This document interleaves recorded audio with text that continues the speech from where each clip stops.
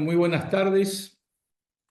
Como saben, este es la charla la cuarta charla del ciclo El radicalismo del siglo XXI en el marco del Club de Ideas del Comité Nacional, un espacio destinado a escuchar y a debatir las ponencias de pensadores, de expertos del pensamiento democrático argentino, sin ningún tipo de identificación, o sí con identificación no necesariamente partidaria con nuestro partido. Así que en esta ocasión agradecemos mucho la presencia de Osvaldo Giordano, que es como todos saben, economista y presidente general de la Fundación Mediterránea. Ha ocupado diversos roles en el sector público como director ejecutivo del ANSES, ministro de Finanzas de Córdoba y presidente de la Caja de Jubilaciones, un experto en los temas previsionales. Efectivamente, la charla de hoy estaba destinada un poco a hablar sobre la situación el veto a la ley previsional, a la nueva fórmula previsional que acaba de, bueno, prosperar en la Cámara de Diputados porque no ha reunido las mayorías constitucionales necesarias para su insistencia, con lo cual ha prevalecido el veto del Poder Ejecutivo.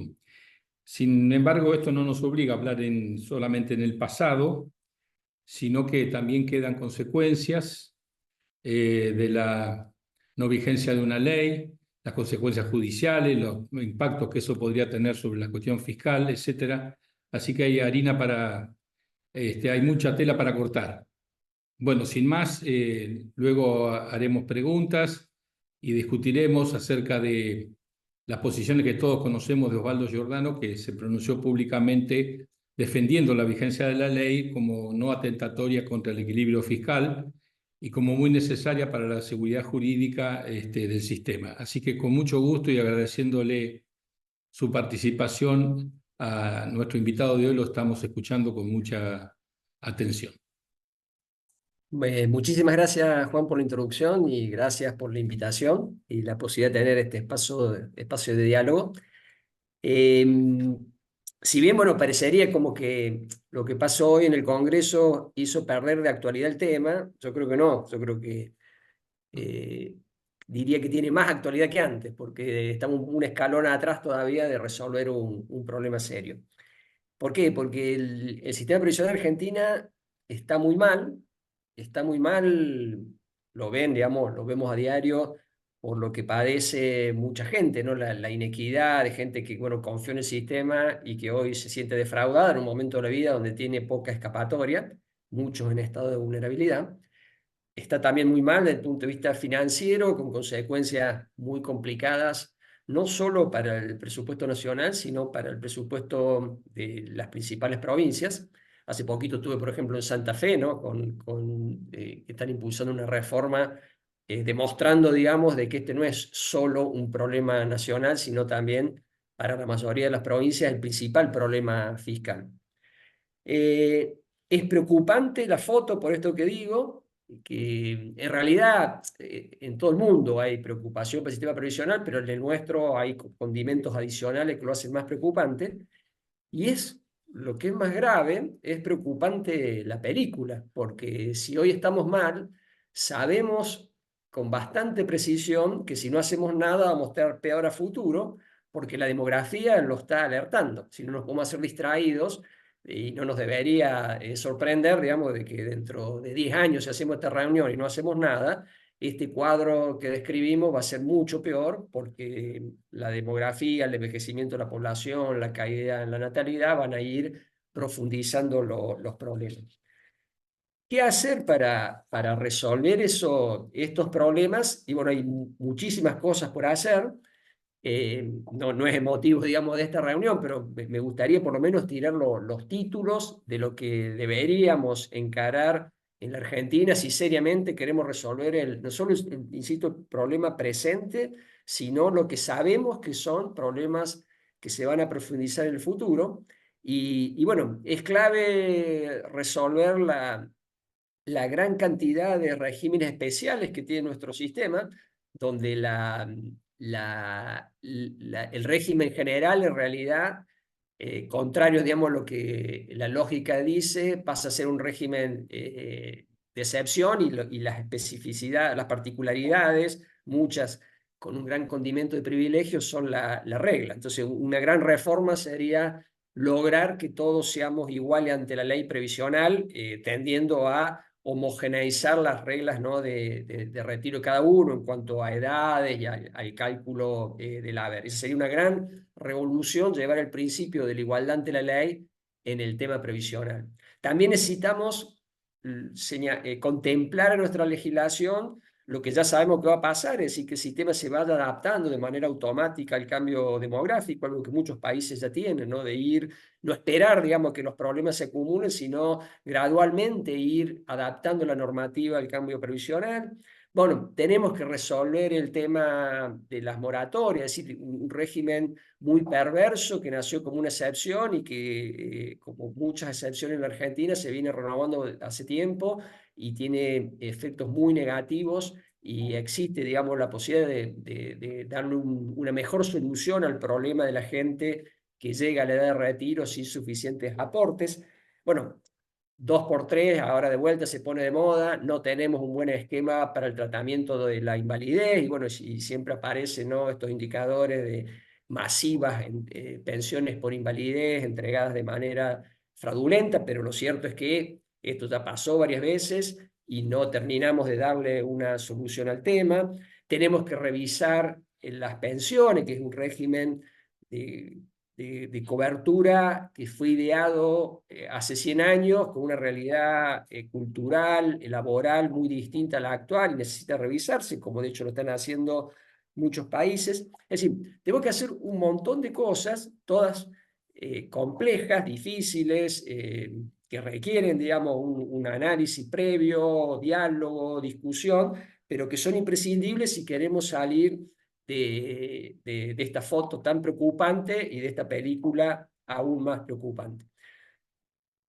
Hice toda esa introducción para decir, bueno, de todo eso el proyecto no habla, es decir, el proyecto no aborda, digamos, todos estos problemas, pero sí era un paso para acercarnos a abordarlo.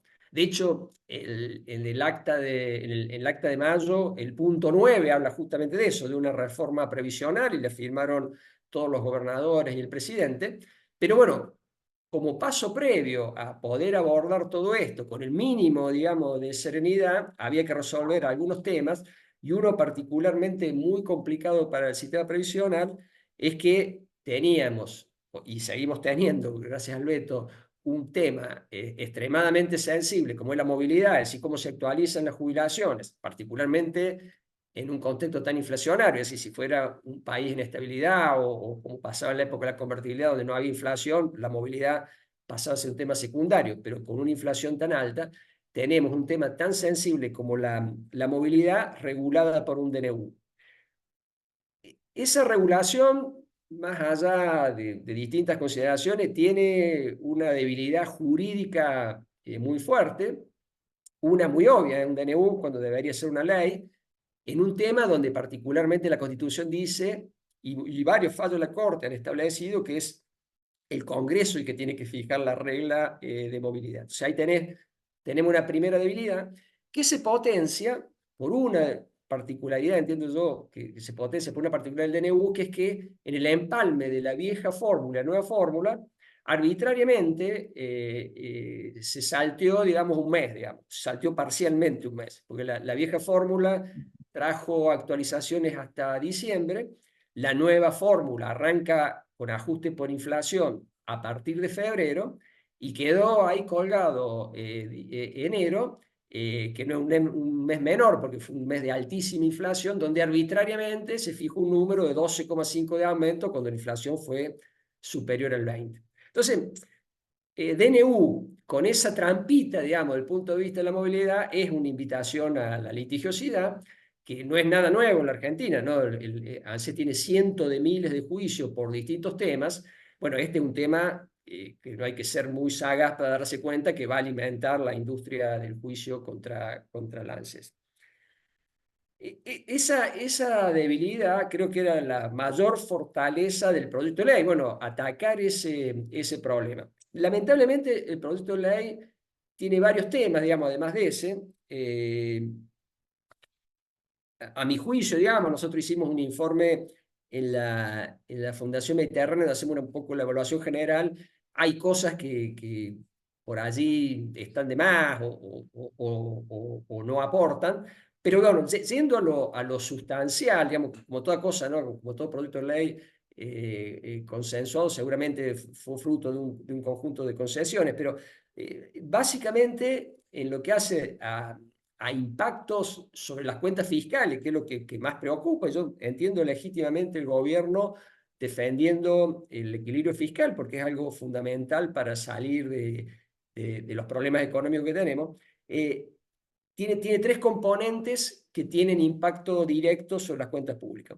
Uno, el más importante, es este que comentaba recién, de corregir el desfasaje de enero, que en la prensa se habla de un 8%, en realidad el aumento que se necesita para corregir ese desfasaje de inflación es 7,2%. Da lo mismo, digamos, es una cifra importante en función de que, bueno, el volumen de jubilaciones son importantes. Ese es un primer tema. Luego hay un artículo que fija una especie de haber mínimo, que está muy mal, a mi juicio, ¿no? Respeto, digamos, posiciones distintas, pero para mí bastante mal planteado, que es una garantía en función de la canasta básica de adulto mayor equivalente, que de hecho da pie a distintas interpretaciones de cómo se aplique, qué habría que hacer. Nuestra interpretación es que si se aplica con lo que entendemos que quiso, con lo que dice, digamos, el artículo, en realidad tendría muy poco efecto, porque el haber mínimo hoy está bastante parecido al nivel de lo que sería la canasta básica de un adulto típico de ANSES, es decir, persona de mayor edad, mayoría mujer. Ustedes saben que la canasta básica varía mucho según la edad y sexo de la persona. Para el universo de ANSES, en general, la canasta es más baja y no es tan distinta a lo que es el haber mínimo, con lo cual, a nuestro juicio, y eso lo planteamos en el informe, no tendría efecto fiscal, no tendría efecto fiscal mínimo. Y el tercer punto, que también generó bastante debate y discusión entre los economistas, a mí me sorprendió, digamos, la vehemencia con la que se discutió y el poco análisis, digamos, la superficialidad con que se analizó, el punto este donde dice que todos los marzo se va a mirar el año anterior y si los salarios crecieron por arriba de la inflación, es decir, que hubo, digamos, un aumento de los salarios por arriba de la inflación. Y recordemos que la inflación es la que se ajustan las jubilaciones, con lo cual, si los activos, digamos, tuvieron un ingreso por encima de los jubilados, bueno, de ese aumento en el salario real, un 50% se le mejoraría las jubilaciones el año siguiente. Digo, ese también fue mal evaluado, porque bueno, si los salarios reales crecieron, quiere decir que los ingresos del ANSES también crecieron, porque una parte importante de los ingresos del ANSES está calculado como aporte y contribuciones sobre los salarios. Si los salarios crecen, los ingresos de ANSES también crecen en función de los salarios, y esto reconoce la mitad, digamos, de ese aumento, con lo cual diría que es un escenario favorable, digamos, a las cuentas públicas, porque el gasto se ajustaría un poco menos que los ingresos. De manera que de los tres puntos, digo, este de los salarios es descartable como impacto, primero porque no tiene impacto en el corto plazo, ¿no? Este año no va a haber aumento de salarios, y estamos hablando de un eventual aumento en el año 26, pero estaría, digamos, compensado con un previo aumento de ingresos. El de la garantía, como les digo, ese tenía una redacción, a nuestro juicio, mala y en principio sin impacto, pero yo lo descartaría, digamos, como problema del punto de fiscal. Y el tercero sí es el importante, digamos, en términos de impacto fiscal de corto plazo, porque implica dar un aumento generalizado del 7,2, pero que es importante también para darle solidez al esquema, es decir, corregir este mal empalme entre una fórmula y otra. Hay otros temas, no los voy a distraer con los otros temas. Por ejemplo, hay uno que es muy importante, digamos, para las provincias y para los jubilados, que instruye, digamos, pagar las deudas que tiene ANSES con las provincias y con jubilados que tienen sentencia firme, pero lo que dice la ley lo instruye y no fija financiamiento, con lo cual lo mismo que no haber dicho nada, es decir, porque si ANSES tiene una deuda, no hace falta que una ley diga que la tiene que pagar, es decir, si hay una deuda hay que pagarla. Y si lo dijo además un juez, digamos, con una sentencia firme, con más razón habría que pagarlo. Si no, no hace falta que una ley diga que hay que pagarlo.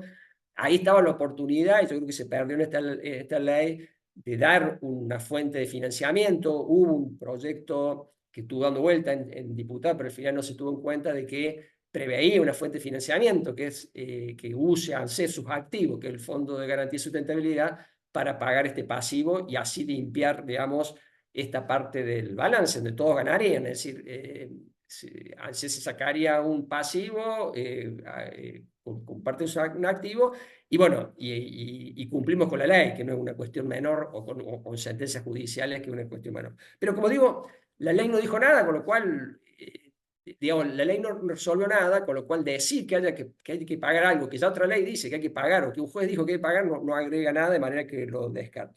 Entonces,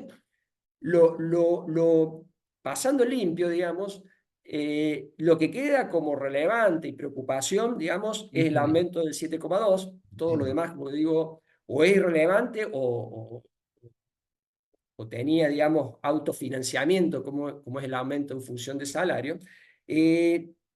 Y entonces quedaba como desafío ese, que a mi juicio era una buena opción, considerarlo, diría una opción imprescindible, porque siempre que hagamos un enganche malo o tan arbitrario entre una cuenta, entre una fórmula y la otra, va a estar vulnerable a que un juez diga, alguien, digamos, plantee un reclamo y un juez diga, sí, tiene razón, es bien defendible.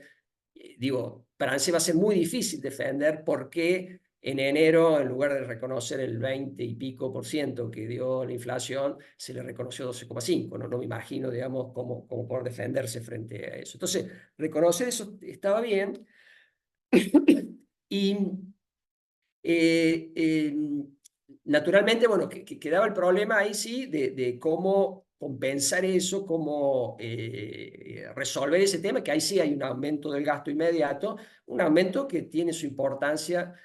Digo, no es decisivo desde el punto de vista de la cuenta pública, pero sí tiene un impacto en las cuentas públicas, que al estar en niveles tan estrechos y donde no sobra nada, es natural, digamos, la preocupación del gobierno. Nosotros en el informe ahí desarrollamos, digamos, una idea que básicamente es mirar los números de hoy de ANSES. ANSES hoy tiene una parte del gasto que es el gasto regulado por ley, digamos, al que se le aplica la movilidad, que es más o menos el 86% del gasto, y hay un 14% del gasto que lo maneja discrecionalmente el Ejecutivo. ¿Qué es ese 14%? Y bueno, es el 70%, los 70.000 pesos que se le pagan a los haberes más bajos, que dependen de un decreto. Si sale el decreto se paga, si no sale el decreto no se paga, o se cambia, digamos, puede ser más, menos, o se puede directamente eliminar. Entonces decimos, bueno, si el Ejecutivo tiene esa potestad de manejar eso, que no está sujeto a ninguna ley, es totalmente discrecional del Ejecutivo, bueno, ¿por qué no ver de si se podría trabajar en ese 14% del gasto para tratar de compensar el 7,2 que implicaría aplicar la ley? Y ahí hay una ventana de oportunidad. Yo me acuerdo cuando estábamos en ANSES, ya la habíamos empezado a estudiar, que es que el bono, si bien tiene un impacto, fue diseñado, digamos, con una intención, digamos, redistributiva de compensar a los jubilados de ingresos más bajos, lo hace de manera bastante indiscriminada. Es decir, solo mira el haber, y si el haber es el mínimo, cerca del mínimo, le corresponden los 70.000.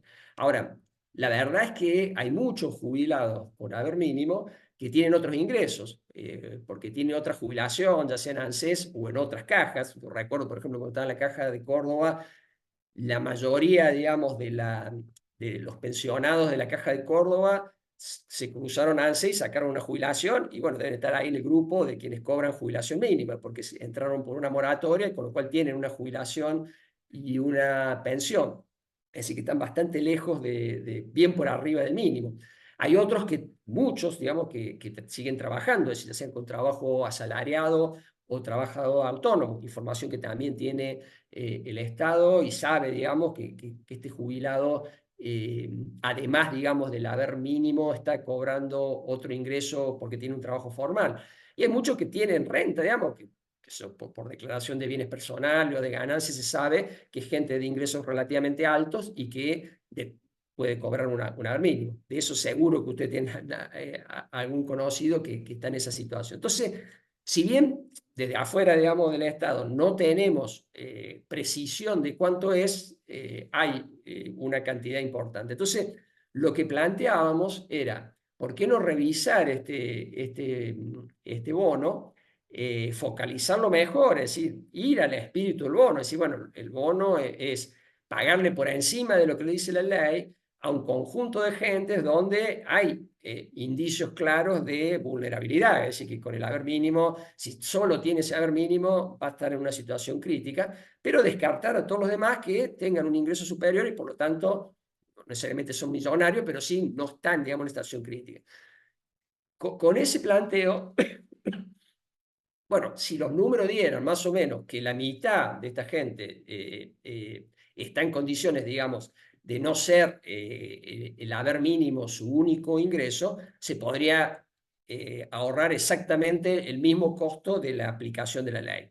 Tal vez un poco más, un poco menos, les digo, nosotros no tenemos, digamos, acceso a esa información para calcularlo, pero seguramente es un número relevante y por lo tanto, digamos, si la ley se aplicara junto con una instrumentación en la cual el mínimo se acota o se focaliza mejor, el impacto fiscal desaparecería o sería relativamente menor. Si ya no era una cosa desestabilizante, con esto pasaría a ser bastante menor. ¿Qué implicaría eso? Bueno, yo creo que haber hecho ese tipo de, digamos, de convalidación de la ley, eventualmente, lo hablé en algún momento con algunos legisladores, digo, eventualmente aceptando algún veto parcial, por ejemplo, el caso de la garantía de la canasta básica, bueno, si da duda respecto a cómo se interpreta el artículo y como nos pasó a nosotros, porque les confieso que hablando con otra gente hubo una lectura distinta, bueno, tal vez vetando esa parte, se podría haber aceptado la parte medular, digamos, que es decir, bueno, derogo el DNU, empalmo bien la vieja ley con la nueva ley y de esa manera consigo, digamos, un avance sustancial en términos de solidez jurídica, había una clara ganancia en términos de despejar un tema que de la manera en que se hizo, es decir, con un veto sigue abierto. Es decir, seguimos regulados por un DNU que sabemos que es vulnerable, que por todos los antecedentes que tenemos va a ser proclive, digamos, a exacerbar una industria que siempre está funcionando, ¿no? En ANSES, que es la industria del juicio previsional, pero que acá es casi una bandeja servida para potenciarla y dinamizarla. Y hubiese despejado, digamos, el camino para decir, bueno, ahora por una vez en la Argentina dejemos de hablar solo de la movilidad y vayamos a los temas sustanciales que son los que yo señalé al principio y que son los que abordan los países que realmente quieren resolver los temas previsionales. Sin irse muy lejos, hace poco tiempo, por ejemplo, Uruguay hizo una reforma de fondo en distintos temas y no estuvo, digamos, divagando y dando vueltas con el tema de la movilidad, sino que fue a tema sustancial. Con lo cual, digo, para terminar y ser breve, digo, creo que se perdió una oportunidad de resolver un tema importante, en el cual, lejos de complicar las cuentas públicas, lo que se podría haberse hecho es, se me enojó el perro, lo que se podía haber hecho es mejorar las cuentas públicas, porque no solo de la manera en que nos quedamos, si bien en el corto plazo no hay aumento de erogación, la contabilidad pública no registra un problema muy serio, que es la acumulación de juicios y que si bien no se registran como gasto, en algún momento esos juicios aparecen como gasto.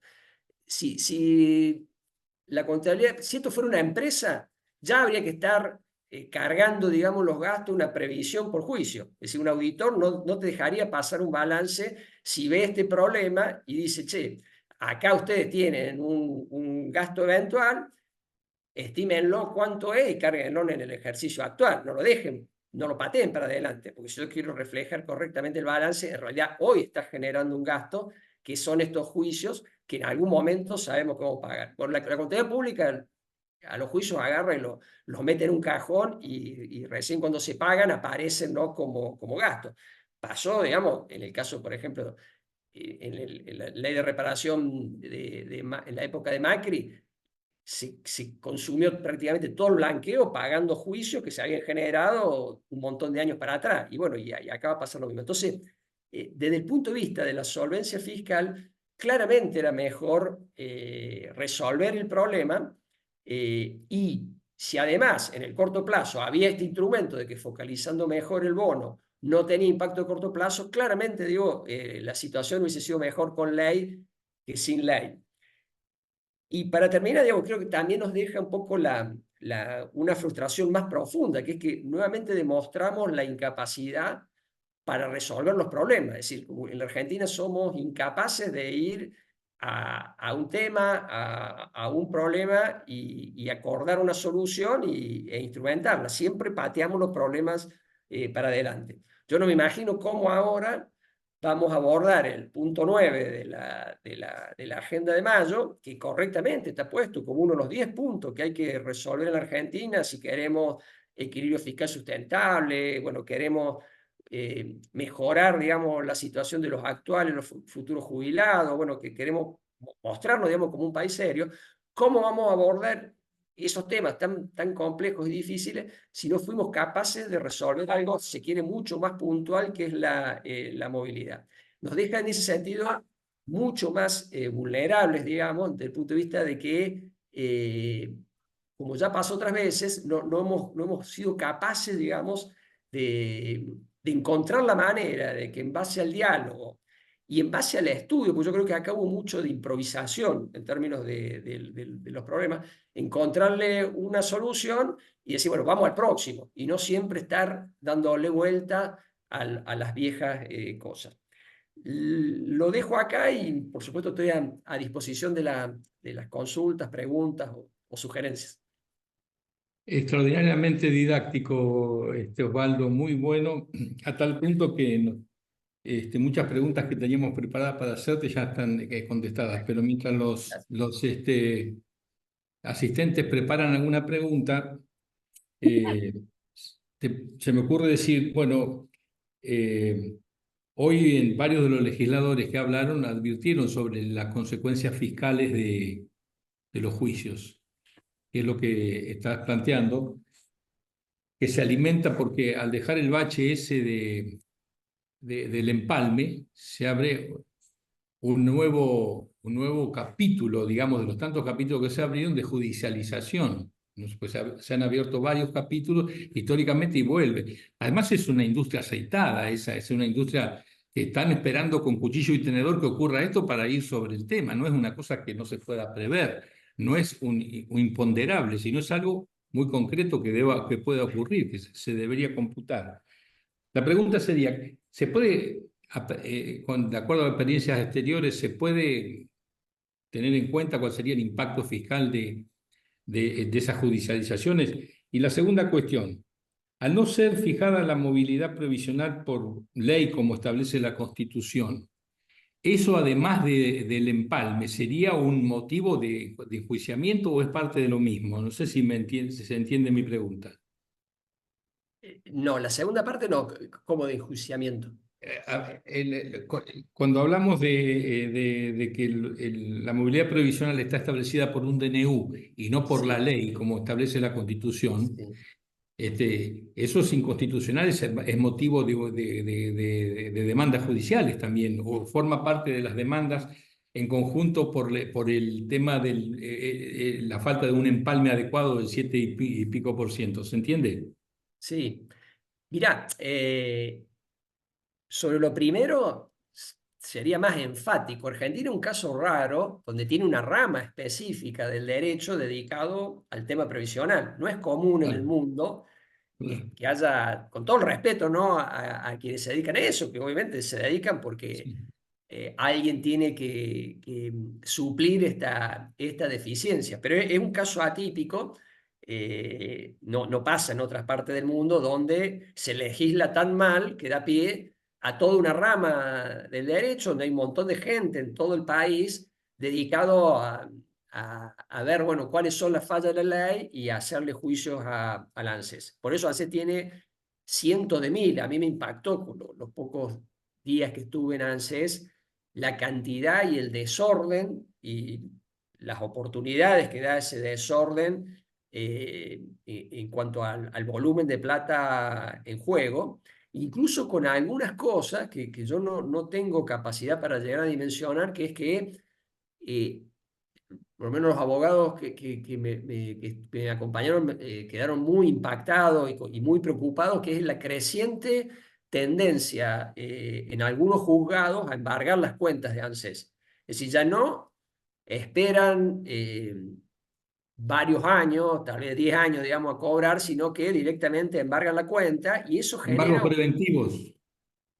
no, un embargo individual. Una persona va, dice, bueno, a mí no me respetaron, por ejemplo, la movilidad, yo quiero Eso. el 7% calculado por tal, si ANSE no dice nada, lo calculo yo y preventivamente el juez dice, bueno, sáquele la plata de la cuenta de ANSE, se la saca, cuenta, y eso genera todo un rollo después, porque bueno, hay que, porque ahí no termina la historia, eso es preventivo, entonces va pasando el tiempo y hay que volverlo a ver, bueno, toda una ingeniería tremendamente difícil de administrar. Entonces, digo, no es un tema para subestimar, porque como bien vos lo señalás, hay, digamos, experiencia. No es que va a haber alguien que va a pensar y lo voy a desarrollar. Ya ha pasado varias veces, ya está, digamos, latente, y es como que le da, bueno, la Se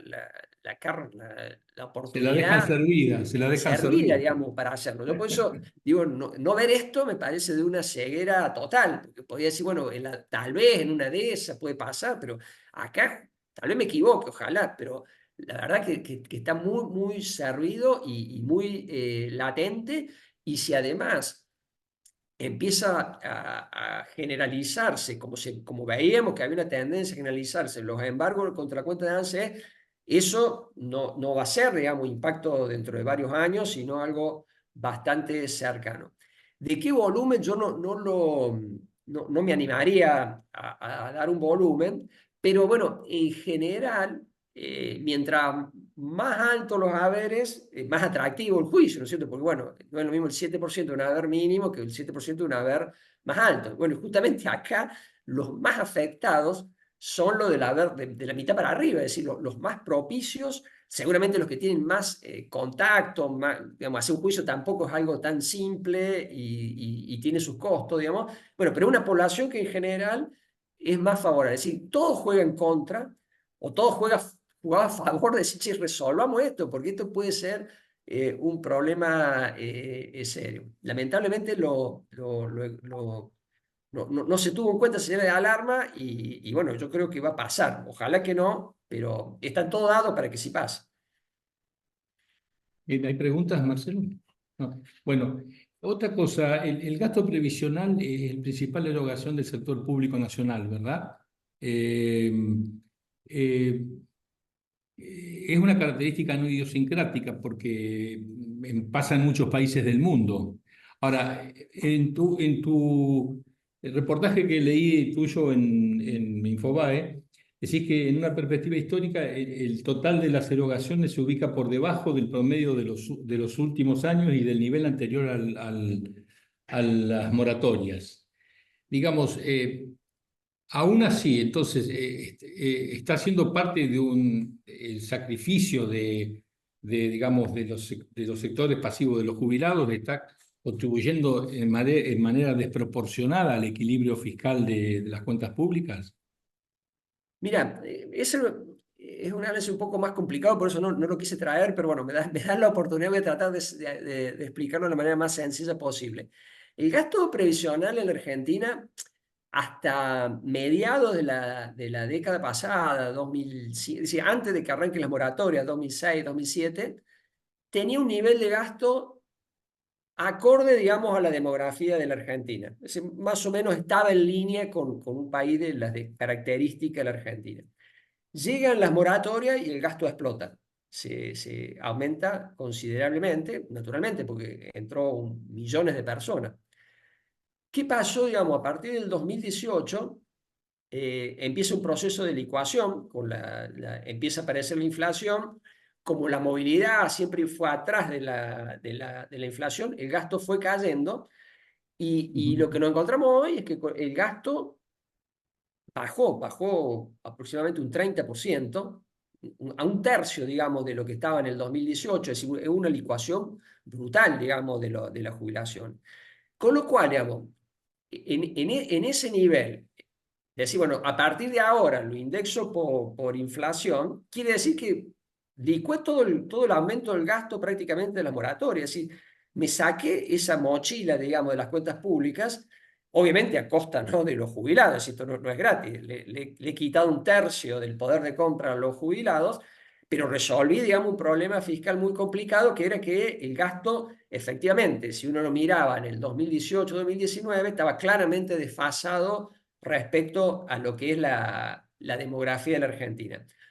Hoy, digamos, es un gasto más que razonable y que si uno consolida, digamos, con una ley, con la movilidad tal como estaba prevista, es decir, por inflación, que aumento por salario, si aumentan los salarios, prácticamente sacaba, digamos, de problema el terrible daño que hicieron las moratorias. Eso lo hace aún más necio, digamos, a la decisión de no De consolidar la vetar. ley, porque te Ah, daba, digamos, la tenía servida, es decir, mira, el esfuerzo se había hecho, bueno, lo habían hecho otros gobiernos, digamos, a la licuación, era un momento para decir, bueno, paro la pelota acá, consolido esto, me pongo rápido a hacer la reforma para ver, bueno, de una vez por todas resuelvo los problemas, pero sin la presión que teníamos hace 3 o 4 años, donde sí el gasto era desbordante.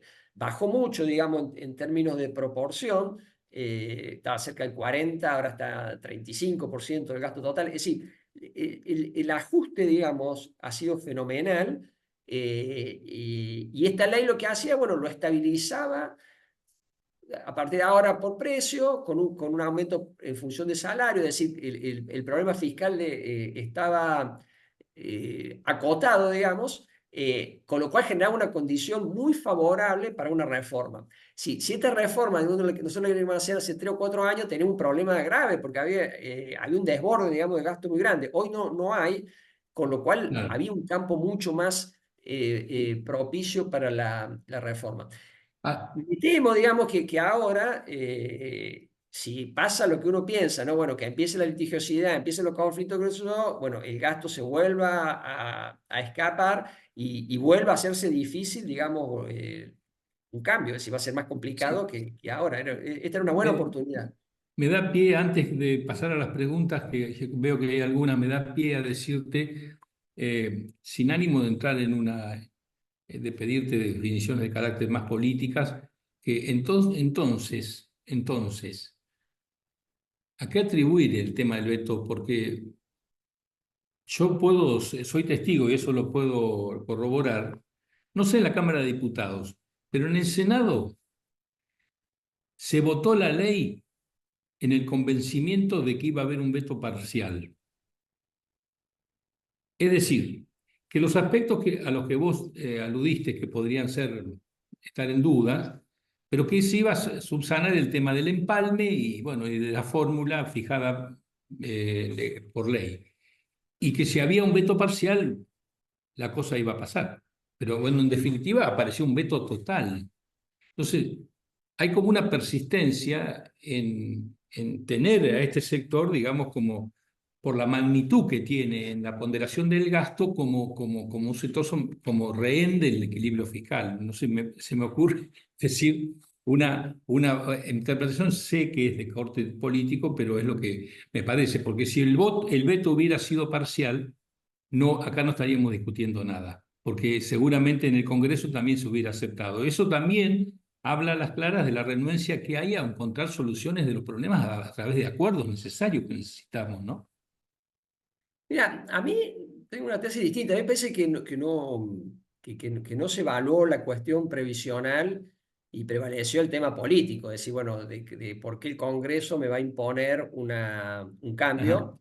Y, y eso prevaleció sobre decir, che, la verdad que este cambio es una oportunidad. Porque, como le decía antes, me resuelve un problema, me despeja un problema y me permite, digamos, generar un clima propicio, unas condiciones favorables para abordar uno de los temas que planteé en la agenda de mayo. Es decir, yo creo que una exacerbada ponderación de la cuestión política, de decir, no, el Congreso no me puede imponer, más Ok. que una lectura más integral, donde se che, la verdad, más allá de lo que pasó en el Congreso, yo no conozco bien cómo fue la gestación de esto, más allá de eso, visto objetivamente, esta era una oportunidad de resolver un problema y avanzar a otro.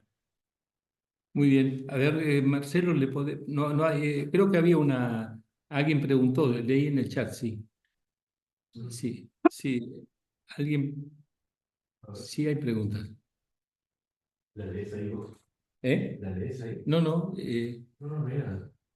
Alguien preguntó por el tema de la edad jubilatoria, tengo entendido. Sí, leí. Bueno, eh,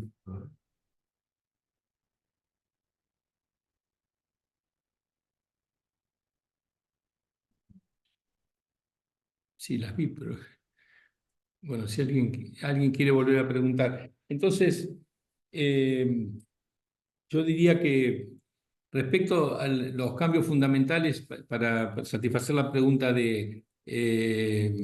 acá dice, ¿considera que una futura reforma tendría que reformular la edad jubilatoria? Pregunta Julio Alfonsín. Sí, no hay una regla precisa de cuándo uno debería retirarse y depende de mil factores, ¿no? Si uno compara Argentina con otras partes del mundo, según la demografía argentina, los 65 años, que bueno, la edad de retiro de los varones en el régimen general, no parece desfasado, es decir, es una edad razonable. Lo que pasa es que, como le expliqué al principio, ¿no? Es medio la excepción, porque la mayoría de la gente tiene por algún régimen especial edades de retiro menor. Entonces, yo creo que un primer cambio debería ser tender a que todos se nivelen, digamos, a 65 años con cierta flexibilidad. Hay maneras de diseñar la norma de manera que te permita, bueno, si por necesidad o gusto me quiero jubilar antes, me jubilo, obviamente aceptando un haber más bajo. Si por gusto o necesidad quiero jubilarme más tarde, lo puedo hacer y mejoro el haber. Es decir, que no sea algo tan rígido y impuesto, sino darle grado de libertad que la gente opte por dónde retirarse. Pero esto que dicen, no, hay que llevarla de 65 a 67, 70 y demás, no pareciera una urgencia. Yo creo que sí, lo que hay que revisar es una gran cantidad, digamos, de casos especiales en donde la edad es menor, incluyendo un tema bastante sensible como el tema de las mujeres, que ahí sí, digamos, hay una diferencia con lo que pasa en la legislación comparada. Pero si uno Claro. previera que tampoco esto se puede hacer de golpe, esto debería hacerse de manera gradual. Tender, digamos, a que la gente vaya convergiendo a 65, que todo el mundo, digamos, tienda a converger a 65 años, ese sería un cambio muy positivo, muy relevante, incluso que agregaría equidad. En la Mm. perspectiva ya de más largo plazo, si hablando ya de décadas, no de años, seguramente 65 va a haber que cambiarlo. Sabemos que la expectativa de vida va a ir cambiando y eso se podría también, se debería, digamos, prever en una ley. Un cálculo muy simple indica que la expectativa de la gente aumenta más o menos un mes por año. Es decir, alguien que se jubile hoy con 65 años, va a vivir un mes menos que el que se jubile con 65 años el año que viene. Entonces, por ahí Claro. bueno, ir tocándolo un mes, sin cambios abruptos, ¿no? Gradiente, Pequeños, a claro. lo largo del tiempo uno lo va adaptando. Eso también muchos países lo tienen y es lo más razonable y no dejar acumular los problemas. Pero hoy la verdad el problema fundamental son las excepciones, no los 65 años. Yo no Claro. haría, digamos, como tema Los central, regímenes porque, especiales, ¿no? claro, todos los regímenes especiales, Sí. sí. Bueno, acá felicitaciones por la actividad, consulta, teniendo en cuenta que en la actualidad se estima la relación activo-pasivo es de 1,5, ¿cuál sería su propuesta para llegar al ideal de 4 activos por cada pasivo? No, Pregunta alguien. no, sí, no mencioné ese tema, pero es cierto, es decir, hoy muy poca gente aporta, porque bueno, hay un universo muy grande de informales, hay un universo muy grande que es el que más creció, digamos, en los últimos 10 años. Es decir, empleo formal asalariado, hace 10 años creo que no generamos. Lo que se ha generado es monotributista que aportan muy poco. Es otro problemón, digamos, ese universo y que es cada vez más grande. Hay un universo inmenso de informales y todavía hay mucha gente en edad activa inactiva. Es decir, está en edad de trabajar y no trabaja. Naturalmente que es deseable no solo por lo previsional, sino por el progreso de la sociedad y por el progreso de cada persona, Claro, mejorar eso, ¿no? De que todos tengamos oportunidad de tener un empleo de calidad y estamos lejos de eso. No lo puse como solución porque muchas veces, digamos, le escapamos al tema previsional y dicen, no, hay que resolver el mercado de trabajo, es decir, lo previsional es claro. menor. Digo, son las dos cosas, es decir, naturalmente, si tuviéramos un mercado de trabajo mejor, tendríamos menos problemas previsionales, pero eso no quiere decir que nuestro sistema previsional está muy mal organizado y que hay que hacer todas estas cosas que vinimos hablando hasta ahora. Hay que hacer funcionar mejor el mercado de trabajo, sin duda. eh, no son temas simples porque bueno, para generar empleo hay que invertir, hay que tener instituciones laborales distintas, necesitaríamos un sistema educativo que funcione mejor, que prepare mejor a la gente. Sí, son todas cosas que digo, hay que hacerlas, son importantes, diría fundamentales, y que en un plazo bastante largo van a dar solución. Entonces, es más, digamos, yo creo que deberíamos tener un buen sistema previsional para poder resolver los problemas laborales y no al revés, ¿no? Se resolver los problemas laborales para resolver los problemas previsionales. Entonces, no lo pondría como solución del tema previsional, más allá de que en el mediano plazo lo haría, porque digo, por ahí desenfoca la atención. Hay que resolver la cuestión del mercado de trabajo, pero no usemos eso como excusa para no resolver los problemas previsionales. Muy bien. Acá alguien de Jorge Ardengui dice ya hay juicios planteados por el empalme de Fernández, ¿no? Sí, se está cuestionando la fórmula, bueno, porque en algún momento el gobierno de Fernández hubo un manejo por decreto, se suspendió la fórmula de la época de Macri, ya eso lo fue generando. Bueno, coincide, ¿no?, con lo que hablábamos antes, una industria que está Claro. ahí funcionando y que está siempre atenta a un tema y que yo creo que nunca se la dieron tan servida como esta vez, me parece, a la oportunidad. Acá dice Liliana Taboada de Coronel Rosales, disculpen, me incorporé recién, y uno de los temas son las jubilaciones otorgadas a las personas que no aportaron. Esto último, cómo se analiza en este contexto y si en las reformas profundas que pensás, Osvaldo, ¿qué pensás, Osvaldo, sobre el tema moratoria? Gracias. Bueno, creo que algo dijiste, ¿no? Sí, lo vuelvo a enfatizar. Yo creo que hay que tener el valor para no renovarnos más. Es decir, lo que ya está, el daño se hizo. Eh, lo cual no quiere decir que me despreocupe de gente que llegue a una edad de retiro, que por las razones que hablábamos recién, ¿no? Un mercado de trabajo que funciona tan mal, no hizo aporte y quede en el desamparo. Es decir, todos los sistemas en el mundo contemplan una prestación no contributiva para esa gente. Y de hecho, nuestra legislación la tiene la PBU, que se creó en la época del gobierno de Macri. Esa prestación tiene algunos problemas de diseño, se podría mejorar, yo creo que eso sí hay que hacerlo, forma parte, digamos, de la discusión de fondo, pero de una vez por todas deberíamos decir, bueno, para la gente que no hizo aporte está la PBU y no este mecanismo que es una trampa, ¿no? De decirle a la gente, simulá que trabajaste, te generamos una deuda que la vas a pagar con los haberes y jubilate como hubiese hecho aporte. Es tremendamente injusto, es una mala señal al mercado de trabajo, porque bueno, buena parte también de...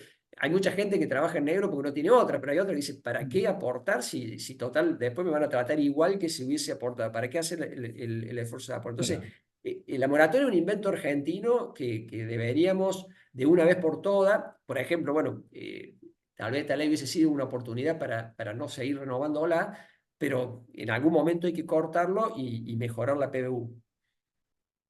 Acá dicen, Jorge, otra vez Ardengui, hay regímenes especiales que llevan la jubilación a los 70 años, caso los universitarios e investigadores. Puede ser, de hecho, el régimen general es 65, pero la persona si quiere puede quedarse hasta los 70 y el empleador no lo puede despedir. Es decir, que hay mucha gente que opta, digamos, por mantener Claro. el empleo. Creo que, como les dije antes, me parece que está bueno, digamos, que la gente tenga opción. Es decir, hay personas que prefieren, digamos, mantenerse en la actividad y ¿por qué negarle esa posibilidad? Es decir, yo no Claro. veo la razón. Tendríamos que buscar algo más flexible y más respetuoso de las voluntades de las personas. Muy bien, y por último, Luis Oscar Leiva pregunta, ¿por qué si considera que es equitativo o justo que quienes aportan como autónomos en algunos casos en la máxima categoría, luego ANSES los jubila con percepciones mínimas? Es un problema, sí, lo mencioné recién, ¿no? Todo el universo de monotributista y autónomo es un problema porque lo- hay que revisar todo esto de si esos aportes, cuánto significan, digamos, esos aportes en términos de esfuerzo y cuánto permitirían financiar en términos de haber. Hay muchas arbitrariedades, efectivamente, que la reforma de fondo debería corregir.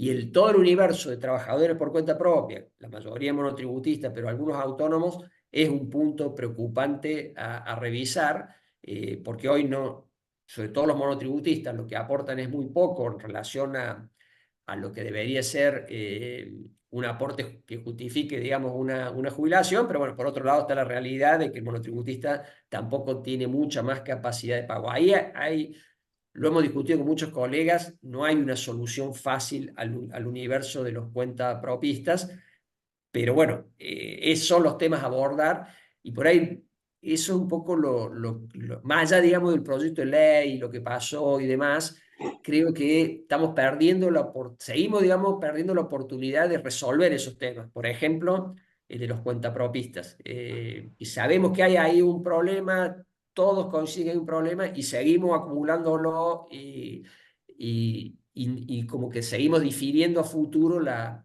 solución. Bueno, estamos llegando al final, cumpliendo el plazo.